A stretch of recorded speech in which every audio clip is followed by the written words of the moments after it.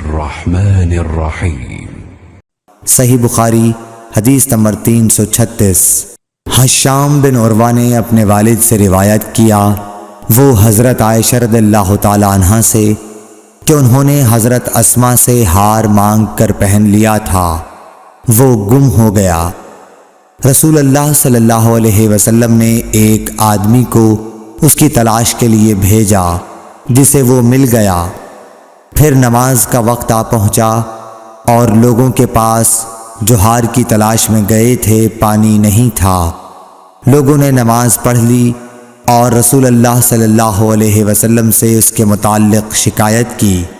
پس خداوند تعالی نے تیمم کی آیت اتاری، جسے سن کر اسید بن حضیر نے حضرت عائشہ رضی اللہ تعالی عنہا سے کہا، آپ کو اللہ بہترین بدلہ دے، واللہ جب بھی آپ کے ساتھ کوئی ایسی بات پیش آئی جس سے آپ کو تکلیف ہوئی تو اللہ تعالی نے آپ کے لیے اور تمام مسلمانوں کے لیے اس میں خیر پیدا فرما دی۔